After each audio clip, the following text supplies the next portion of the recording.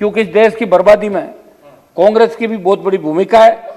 इनकी इच्छा तो है प्रधानमंत्री जी की बिल वापस लें, लेकिन कौन से रास्ते से लें, कहीं बिल वापस लेने से सरकार की हार तो नहीं हो जाए, और जो आंदोलन कर रहे हैं वो भी हमारे हैं। ये भी प्रधानमंत्री जानते कि ये वो लोग हैं जिन्होंने 120 seat Bharatiya Janata party NDA गठबंधन को दिलाई है। इस आंदोलन को आप हल्का नहीं लें, ये थकने वाले लोग नहीं हैं।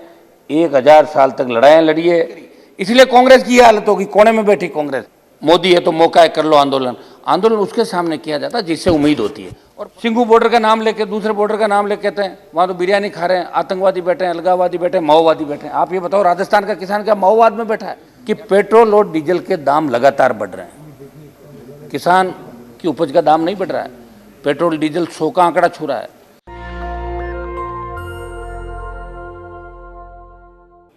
सभापति महोदय, पूरा देश देख रहा था कि कोरोना काल के बाद जो बजट आएगा, ये पहला बजट है, और इस बजट में जिसके अंदर देश का तमाम जो तबका है, आम आवाम, प्रत्येक सेक्टर बुरी तरह प्रभावित हुआ।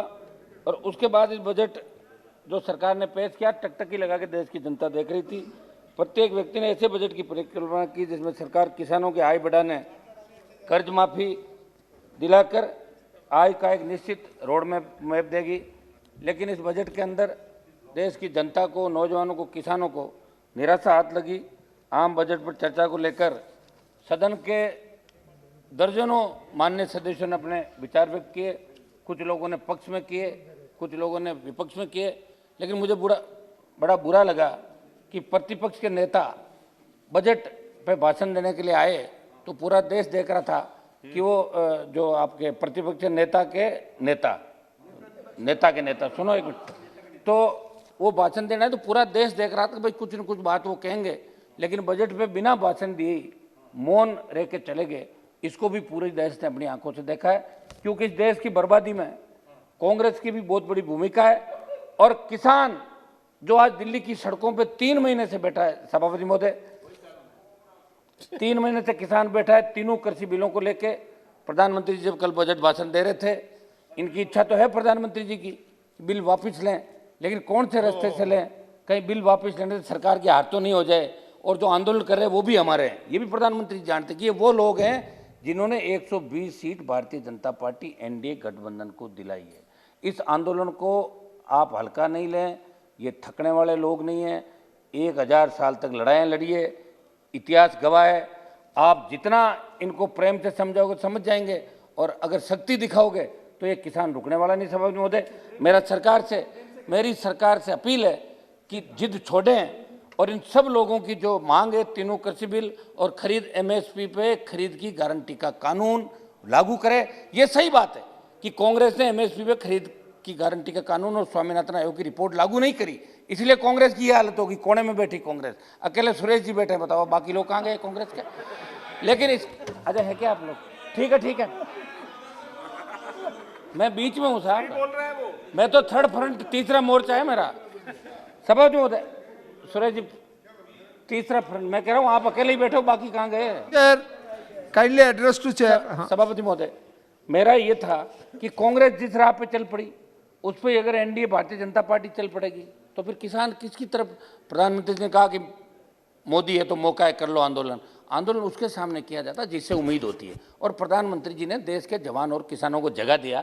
2014 और 19 के अंदर देश के अंदर इन्होंने कहा कि किसान की आय दुगुनी करेंगे, 3 गुनी करेंगे, 4 गुनी करेंगे, और किसान इस बात को सच मान बैठा। आपको वोट भी दिया, और पहली बार शायद भारतीय जनता पार्टी को स्पष्ट बहुमत मिला, 303 सीट मिली। इसलिए हमारे एनडीए के जो साथी थे उनको भी आपने धीरे धीरे करके और कहा भाई हम 303 है, इसलिए आप जाओ, आपकी अभी फिलहाल हमें आवश्यकता नहीं है, चॉइस में देखेंगे जरूरत पड़ेगी तो। ये करके आपने धीरे धीरे जिसके अंदर प्रधानमंत्री जी कहते थे कि हमारा परिवार है, पहले अकाली गए, पहले शिवसेना गई, अकाली गए, आरएलपी, मेरा तो छोटी पार्टी एक ही मेंबर हूँ साहब। और मैं तो इस किसान आंदोलन के अंदर पॉलिटिकल माइलेज लेने के लिए किसी दूसरे बॉर्डर पर नहीं गया था। राजस्थान के अंदर किसानों का आंदोलन, जब पंचायत चुनाव के अंदर हम गए, 17 जिलों के अंदर डिमांड थी कि तीनों कृषि बिल वापस लिए जाए, संपूर्ण स्वामीनाथन आयोग की रिपोर्ट लागू करने का प्रयास जरूर किया इस सरकार ने। 6 से 14 के अंदर कांग्रेस के समय भी ये रिपोर्ट पड़ी थी, लेकिन कांग्रेस ने लागू नहीं की। आप संपूर्ण स्वामीनाथन आयोग की रिपोर्ट लागू करें। ये देश का किसान चाह रहा है और किसान शांति से आंदोलन कर रहा है। सभापति महोदय, 200 से ज़्यादा जानें किसानों की चली गई।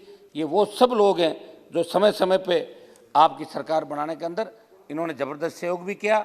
और मेरी अपील है कि तीनों कृषि बिल वापस लें। जब आप होल्ड कर रहे हैं, पहले आपने कहा कि हम जन जागरण अभियान चलाएंगे, मंत्रियों को भेजा, सांसदों को इलाकों में भेजा, वहाँ भीड़ ही नहीं हुई आपके, कहीं 500, कहीं 1500, कहीं 2000 की भीड़ हुई। तब जाके कहा कि ये बंद करो अपने, देखेंगे आगे क्या होगा। तो सभापति महोदय, आपने कहा अमेंडमेंट करेंगे, अगर सही था तो अमेंडमेंट किस बात का, फिर कहा होल्ड कर लो। सही है तो होल्ड क्यों करवा रहे हो आप? हम कोई छोटे किसानों के खिलाफ नहीं है, लेकिन कम से कम देश आपको देश के किसानों ने, जवानों ने देश के सत्ता के शिखर पर इस भरोसे पे बिठाया कि देश को एक नई दिशा मिलेगी। 50-60 साल का जो एक भ्रम जाल था उससे देश को बाहर निकालेंगे प्रधानमंत्री जी। और आप अपने ही लोगों को उठा के और इस तरह सड़कों में बिठा दोगे। मुझे बड़ा दुख होता है जब भारतीय जनता पार्टी के कई वरिष्ठ नेता जो आंदोलन गाजीपुर, शाहजहांपुर, दूसरे बॉर्डर भी चल रहा है, सिंघू बॉर्डर का नाम लेके, दूसरे बॉर्डर का नाम लेके कहते हैं वहाँ तो बिरयानी खा रहे हैं, आतंकवादी बैठे हैं, अलगाववादी बैठे हैं, माओवादी बैठे हैं। आप ये बताओ, राजस्थान का किसान क्या माओवाद में बैठा है? या हनुमान बेनीवाल जो एनडीए का सांसद है, जो पूरे देश के अंदर शायद एक एमपी होगा, जो 60 दिन से लोकसभा चल रही था आपके यहाँ आ गया, सड़क पर बैठा हुआ व्यक्ति है। और एक बार जब हमने कूच किया दिल्ली की तरफ तो गृह मंत्री जी ने कहा कि एक बार डेफर करो, हम बात करें, मदद करेंगे। हमने आपकी बात भी मानी, 2 बार बात मानी। आखिर हम भी किसान के बैठे हैं, अगर किसान तकलीफ में होगा तो हम चुप नहीं बैठ सकते, चाहे लोकसभा के अंदर रहे या नहीं रहे, इससे कोई फर्क नहीं पड़ेगा। और इसके अंदर सभापति महोदय, एक प्रधानमंत्री जी मैं ये भी अपील करना चाहता हूँ, ये कांग्रेस का आंदोलन नहीं है और कांग्रेस को देश के किसानों ने जान लिया। देश का किसान जानता है कि कांग्रेस किस तरह घड़ियाली आंसू बहाती है हमेशा। आज आवश्यकता पड़े वहाँ चले जाओ, और जब खुद का समय था तब कुछ किया नहीं। हाँ, ये बात सही है कि प्रधानमंत्री जी से लोग उम्मीद करें और प्रधानमंत्री जी को बड़ा मन रख के इन किसानों को मनाना चाहिए। तीनों बिल वापस लेने चाहिए। होल्ड कर रहे हो तो वापस ले लो, इसमें कोई बहुत बड़ा फर्क नहीं पड़ता। 2-3 मिनट ठीक बोल रहा हूँ ना साहब, 1 मिनट 2-3 मिनट टाइम देवा अपन। सभापति महोदय, मेरा ये निवेदन रहेगा। और इस बजट के अंदर मैं आंकड़ों में नहीं जा रहा हूँ, 2-3 मेरी छोटी मोटी बातें मैं कर लूँ राजस्थान की। मैं राजस्थान चाहता हूँ ईस्ट जो हमारी जो नेरी परियोजना ईस्टर्न कैनाल, ये इसको राष्ट्रीय परियोजना घोषित करें। इससे झालावाड़, बारां, कोटा, बूंदी, सवाई माधोपुर, अजमेर, टोंक, जयपुर, दौसा, करौली, भरतपुर, धौलपुर सहित 13 जिलों में 2051 तक पेयजल की उपलब्धता के साथ कुन्नू, पार्वती, काली सिंध, मेज नदी के मानसून के समय अधिशेष पानी को बनास, मोरेल, बाणगंगा, गंभीर, पार्वती एवं काली सिंध नदियों में पहुंचाने की कल्पना इसके अंदर ईस्टर्न कैनाल के अंदर की गई थी, जो केंद्र में लंबे समय से विचाराधीन। हमारे जल शक्ति मंत्री भी यहाँ विराजे हैं, इनका भी ध्यान में आकर्षित करूँगा। सभापति महोदय, अगर इस योजना को 26 बड़ी व मध्यम सिंचाई परियोजना के साथ 0.8 हेक्टेयर वर्तमान तथा 2 लाख हेक्टेयर सिंचित क्षेत्र नया विकसित इस योजना से होगा। इसमें 67,615 हेक्टेयर जमीन की जरूरत पड़ेगी, जिसमें 29,422 हेक्टेयर निजी भूमि पे आबाद करनी पड़ेगी और लागत 37,247 करोड़ रुपए आंकी गई है। इसकी डीपीआर भारत सरकार को भेजी गई। बहुत बहुत धन्यवाद बेनीवाल जी। मात्र 1 मिनट लूंगा सर। सभापति महोदय, अगर ये योजना और ये 13 जिलों के अंदर ईस्टर्न कैनाल आ जाती है तो राजस्थान का किसान भी पंजाब और हरियाणा के किसान की तरह हरा भरा होगा, मजबूत होगा, उसकी आर्थिक स्थिति बढ़ेगी। सभापति महोदय, कुछ मेरे संसदीय क्षेत्र के बारे में मैं कहना चाहूँगा। एक सभापति मेरी एक छोटी सी डिमांड और है कि एक मेरा था साहब कि पेट्रोल और डीजल के दाम लगातार बढ़ रहे हैं, किसान की उपज का दाम नहीं बढ़ रहा है। पेट्रोल डीजल 100 का आंकड़ा छू रहा है। तो आप भी जो केंद्र सरकार टैक्स लगाती है उसको कम करें। और हमारे राजस्थान के अंदर तो कितना बड़ा दुर्भाग्य है कि हरियाणा के अंदर, पंजाब के अंदर और दिल्ली के अंदर 11 रुपये 10 रुपये पेट्रोल डीजल सस्ता है और राजस्थान में महंगा है। राजस्थान की सरकार बहुत बहुत धन्यवाद, बहुत बहुत धन्यवाद। सभापति महोदय, मेरा निवेदन रहेगा कि बढ़ती हुई महंगाई को देखते हुए पेट्रोल डीजल के दाम कम करें, किसानों की उपज के भाव बढ़ाएं और जवानों को रोजगार के नए साधन दें और किसानों की बात प्रधानमंत्री जी सुने।